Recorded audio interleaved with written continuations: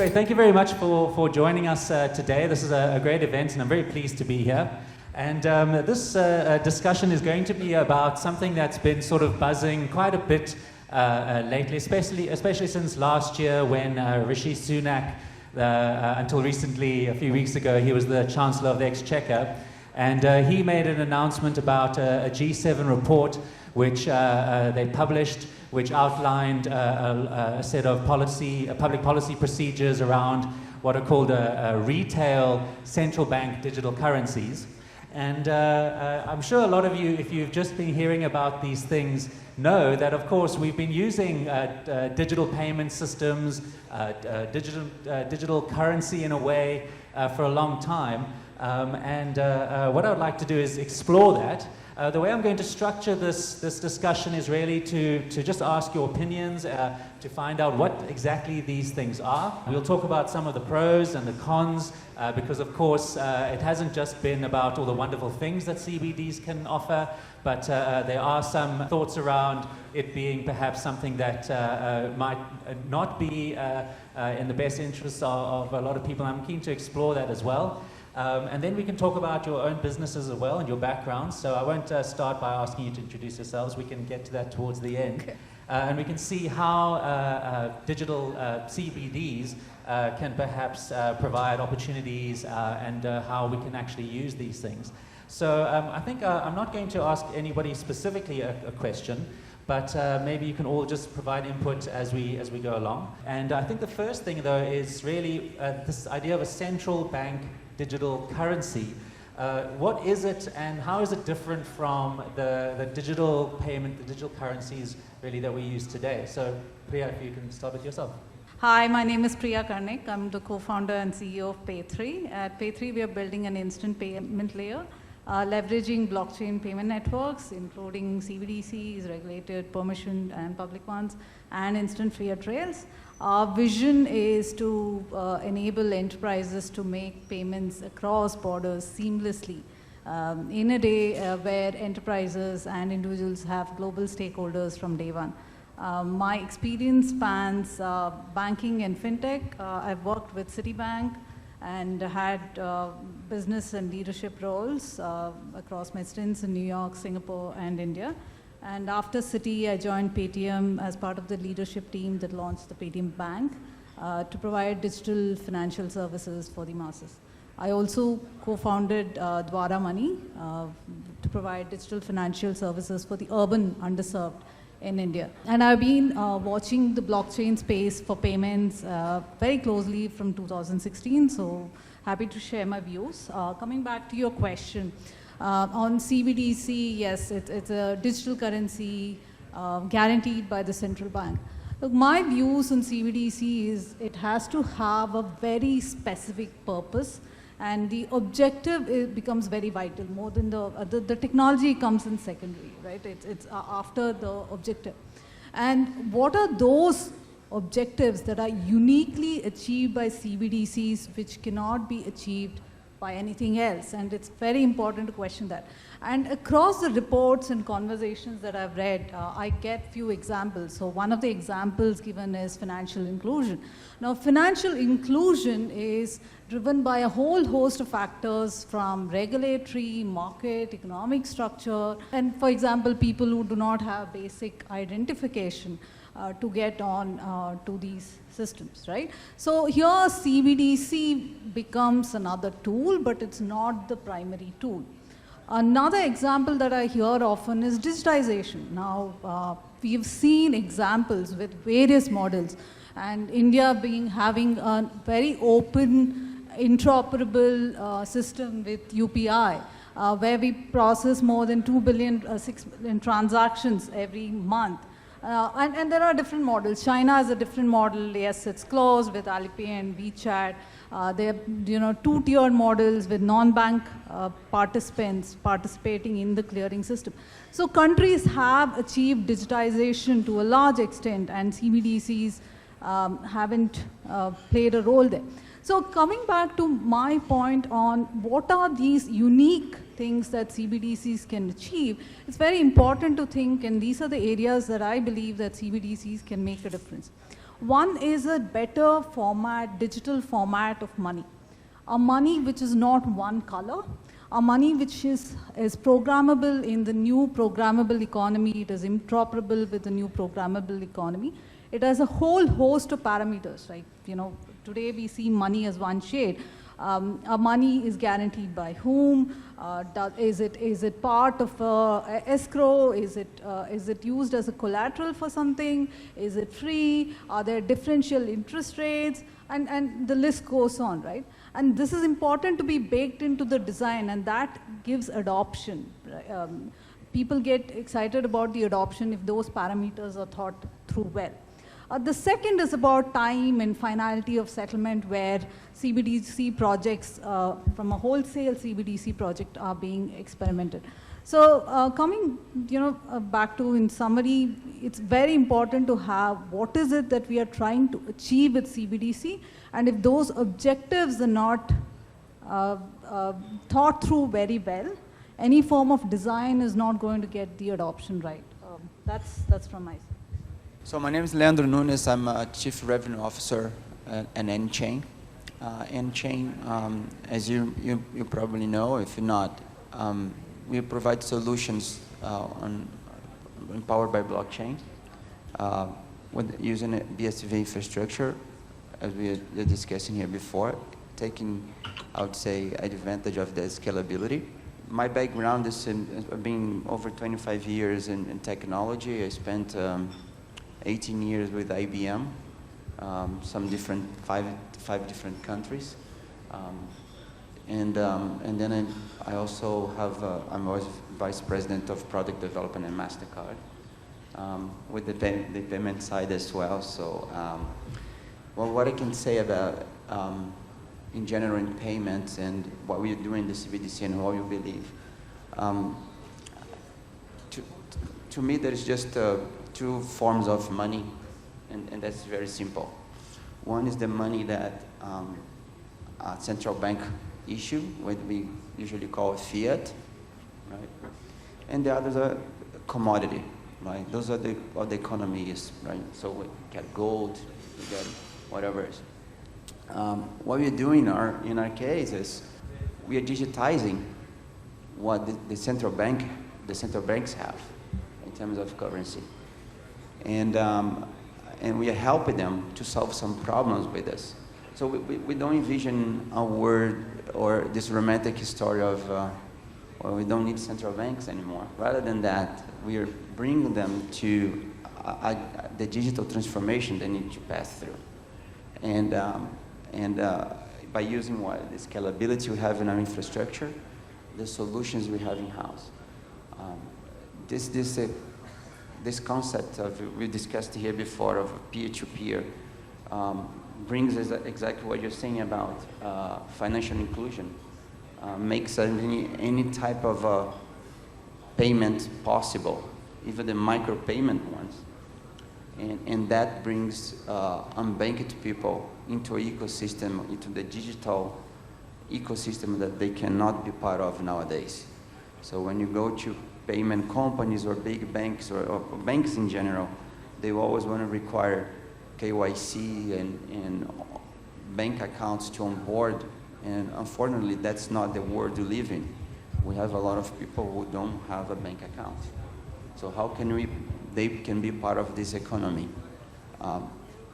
This is what we wanted to achieve with CBDC. So how we bring them to have it, and also the central banks to be more efficient and less dependent on the banks. So central banks can issue, let's say this way, their fiat cheaper and be more effective and more efficient to more people than what they are doing right now. And this is basically our main objective with CBDC. Hi, glad to hear your views. Really nice, because quite a few of these views are reflected in the daily lives that I have at NPCI. So, well, National Payment Corporation of India, where we basically are the company that runs the payment rails for the country. as of today. Basically, my job is to create a distributed public infrastructure that is required to sustain the next part of this journey, right? The Web3 part of this journey. So that's essentially what I do.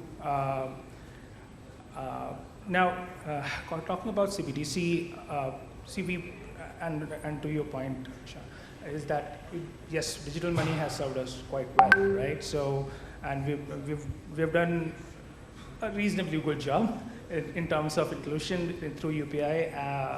We could have done better, but we are even improving as we go forward. We're now targeting 1 billion transactions a day kind of throughput. So, which is, and the fundamental idea always remains is that whatever we build for scale, right? Because India has a very special scale. We also represent 16% of humanity. So, which essentially means that whatever we build here, we can actually deploy across the world fairly simply, right? And with all the complexities that we have. So we can look at the CBDC problem at 2 levels. Let's just look at it the easier level, which is the technological level, right? So we have something, the CBDC essentially tokenization of a currency and then being underwritten at a certain level by the central government agency, right? Is it of a value in itself? Let's just say that infrastructure is transforming, right? If our identities are transforming, would we wait for the identities to transform and debate about CBDC being relevant or not? Or should we actually be ready with the transformed technology stack at the point of transformation? Because Web3 has been doing well, right? Even after all the problems that it has been facing and the limitations that it exists within currently. And tokenized currency, fiat currency would basically be very relevant if this particular space was to be mainstreamed at some point of time. And there would be numerous use cases that we can talk about at which, if it was non-tokenized, as it was a message-based digital money infrastructure that we also have, would it be able to satisfy each and every problem statement that exists in the Web3-centric world? Right? So the answer is fairly straightforward here, right?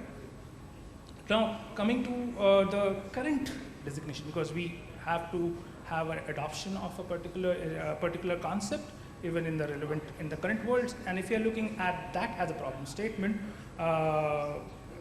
then CBDC has its own set of assets. Obviously, programmability is one of the biggest pieces that we are looking at.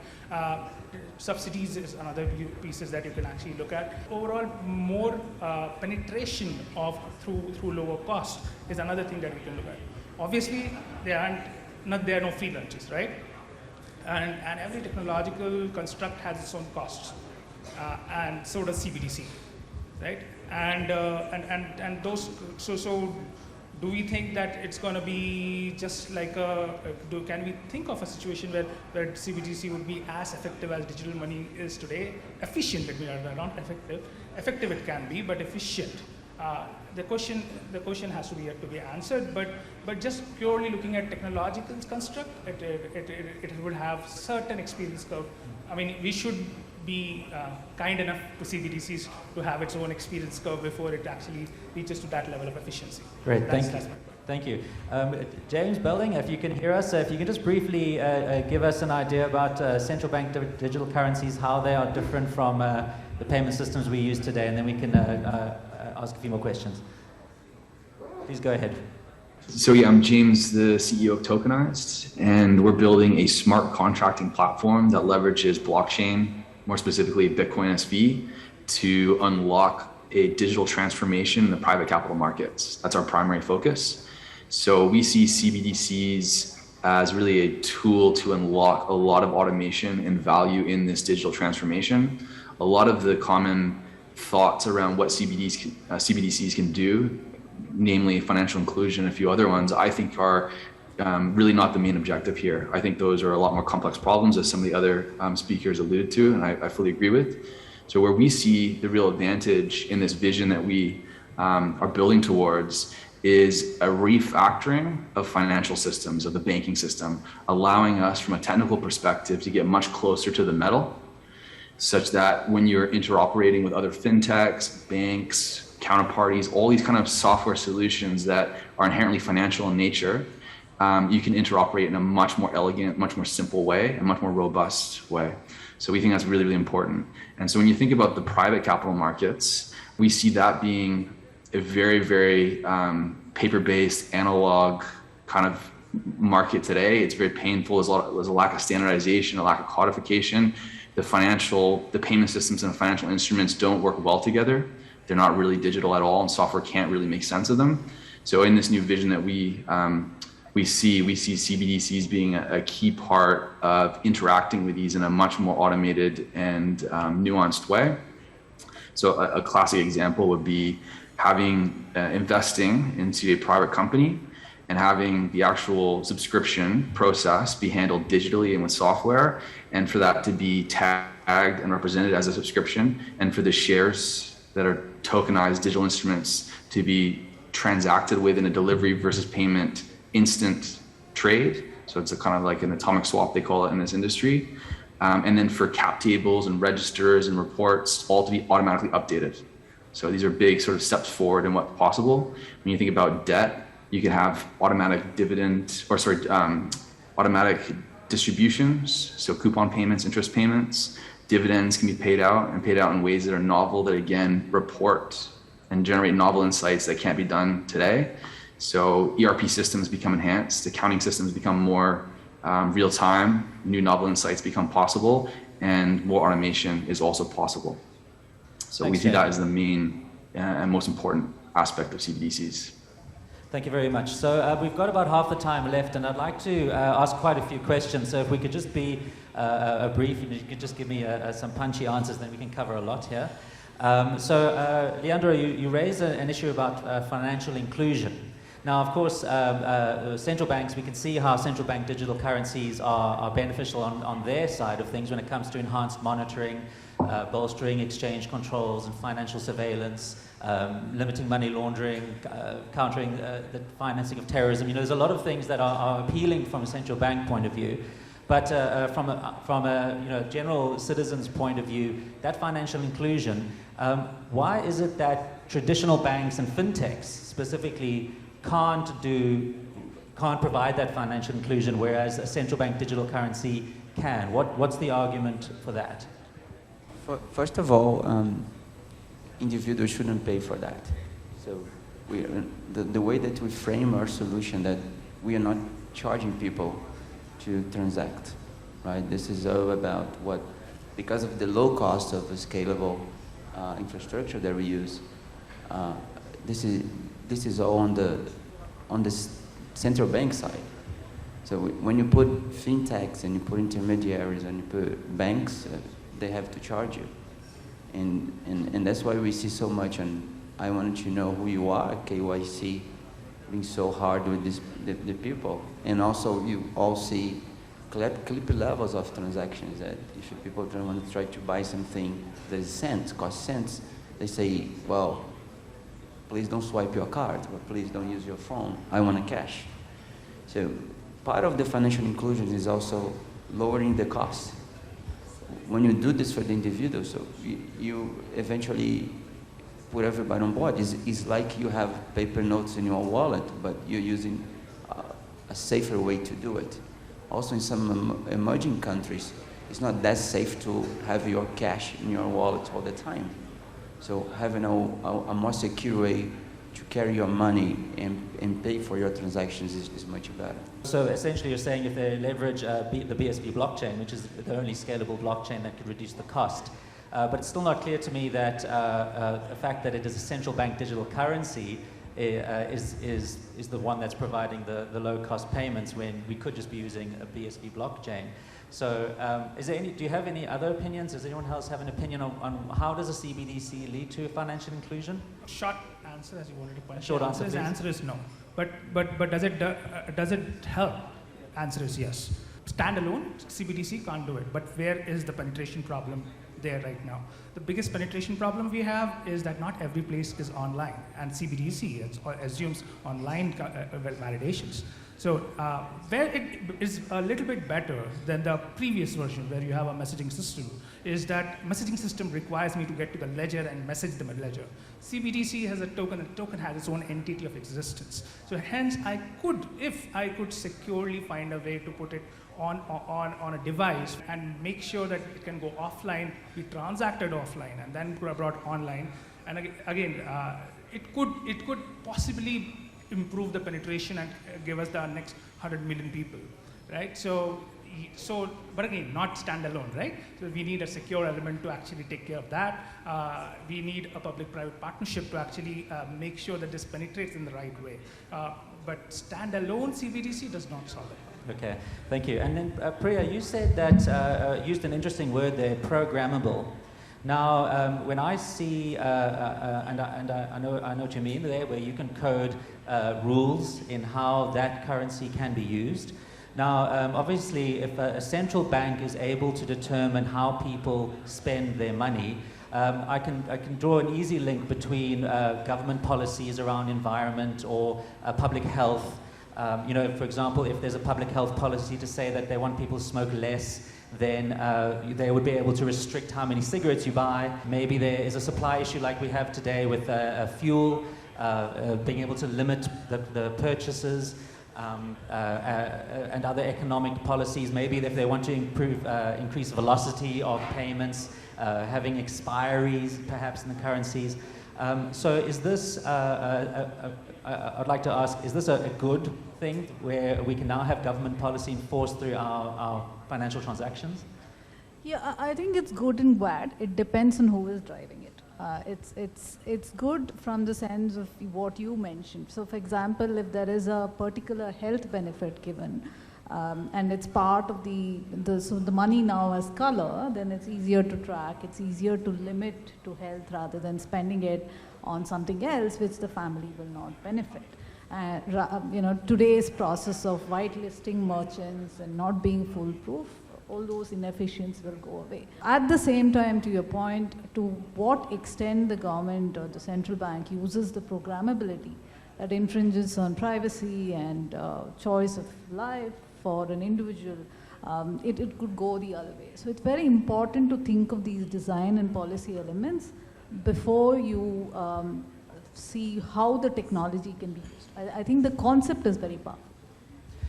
James, you're building out infrastructure, or rather frameworks for us to be able to really tokenize and digitize all sorts of assets and that sort of thing. And of course, if we want to have a CBDC, the intention is for it to be low cost, and we can see how BSV blockchain has that ability to really reduce the cost of transactions because of its massive scalability. And of course, its security and transparency and all those great things. So how do you see us, again, people, consumers, using these central bank digital currencies? Are they still going to be dependent on banking and fintechs to provide apps and that sort of thing? Or is there going to be some other kind of other tools that are created for us to be able to use these central bank digital currencies? I definitely think that there's still going to be a private software layer around the central banks that ultimately provide the services to the end customers. I don't think you get around that. I think it's desirable. I think you can sort of architect these new financial systems in a way where the central bank has ultimate control in the ways they need to have control and ultimate visibility in a broad sense, but they can sort of delegate the KYC, AML things to the outer layer of the private market, the banking systems and the like. I think new models can spin up where smaller fintechs and lower quality or lower level licenses can sort of apply directly to the central bank, and consumers can even have accounts effectively with the bank. But I think the on-chain blockchain component is really, really important. And I think most importantly here is really recognizing what Bitcoin and blockchain can do for not only banking systems, but the global sort of financial infrastructure. So I think it's an impetus to make things much more interoperable and much more standardized on a global scale. And I think it basically outsources the settlement to one single ledger. So this is the Bitcoin layer, let's say the Bitcoin ledger. It can do settlement for every single instrument in the world, right? So this becomes the global settlement system that everyone can lean on, including central banks. And I think it's really, really important because then you can start to have economies of scale come into play. So in addition to the programmability elements that blockchains unlock, in addition to some of the features in terms of real-time settlement, microtransactions, much more granular payments, you can just get a lot more efficient kind of outcomes because of those incentives that come with economies of scale. I think it's really, really important. I still think the ultimate value is really in the automation that's coming, the real digital transformation that's going to penetrate these private capital markets. And these markets are huge. They're much bigger than the public markets, which actually have a high degree of digitization today already. So I don't think that's what the innovation is going to be. Thanks. And then, of course, another hot topic that's been around for a while now, but we're seeing how there are inherent problems in these things called stable coins. And obviously now it seems that a lot of these stable coins don't really have solid grounds or backing or any reason to exist at all. Now, in an age of central bank digital currencies, are stable coins still going to be something that exist on other platforms or in other incarnations? Or, and also if you think about currencies that companies like Facebook are trying to put out there, or still trying and failing, what do you project in terms of this idea of a stable coin, since CBDCs sort of make them irrelevant? Two things. One, stable coin has shown us the programmability and the aspect of borderless transformation, movement of money, right? Now, in a medium of exchange is what people come together and see that as a medium of exchange. In places where, and not all countries may have CBDCs, so if a group of people decide as an alternative, these stable coins are the ones that I'm going to use, then it remains alongside CBDCs launched by larger countries or countries which have been proactive about CBDCs. So it's hard to say what the situation will be. It depends on how fast CBDCs progress, adopt, how many countries launch them. Yeah, stable coins as a tool can be very useful. They cannot be, but there has to be well packed, right? With one-to-one with kind of a currency. Technically, there has to be. The problem we've seen nowadays is like crazy algorithms and stable coins that cause the problem, and then we try to generalize them. So if they can be very useful, even if you're talking about tokenizing something, right? And it's not different. It's just stable coins. But people start using this as a speculation. Start using this to, to agree with something different than that's supposed to be, and then it caused the whole problem. So I believe I agree with you if something that where central banks are not quite there yet, issuing their own e-currency, stable coins could be even an instrument or a tool to provide liquidity for agribusiness, for example. So there is its own meaning for this, but again, it has to be technically paired to something that exists. Hopefully more regulated in terms and more transparent in terms of their backing. Which blockchain is about, right? To give some transparency and people can trust each other and they can transact. If it starts to be very obscure the way they are created, they are packed, it will create the same problem we have nowadays. So what's the point? I think what I'll do is I'm going to just ask them a final question because we're really running out of time. But James and Sudeep, I can start with you guys, and then I'd love to get all of your opinions on this question. There's this notion or this concept that seems to be also rising of this war on cash, and it seems that CBDCs in some way that fits very well within that idea that cash needs to be removed, at least physical cash. And so, at Centbee, we provide a digital cash wallet. We're very excited about the cash aspect of BSV blockchain. And it seems that if there's going to be some kind of war on cash, I'm sure the CBDCs are going to want to have monopoly over that. So just now specifically from a peer-to-peer electronic cash concept, because that to me is a wonderful idea, how will CBDCs be able to live with, or how will BSV as a cash system be able to coexist in a world where if there is a war on cash and if CBDCs want a monopoly on cash, can those two coexist? Is there a future for both? James, I guess let's start right at the end and then we'll come back towards me. So this is a difficult question to answer, I think. I actually think that the central bank digital currencies will follow the lead of instruments like Bitcoin SV or just Bitcoin, just out of competitiveness, just trying to make their currencies as marketable on the global stage as something with the properties of Bitcoin.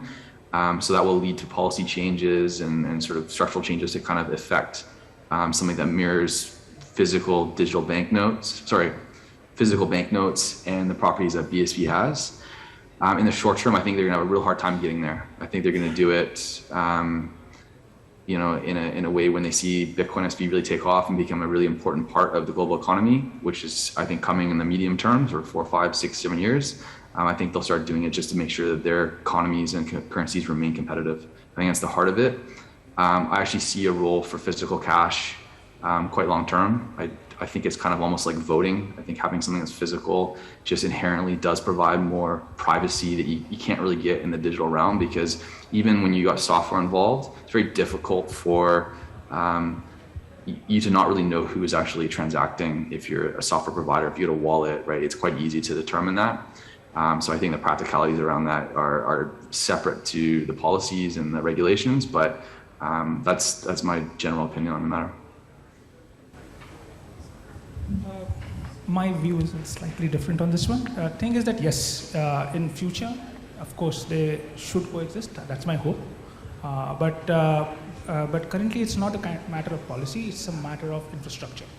So there are legitimate concerns for any country, and any country should have them, about execution of cash across, which are non-sovereign in nature.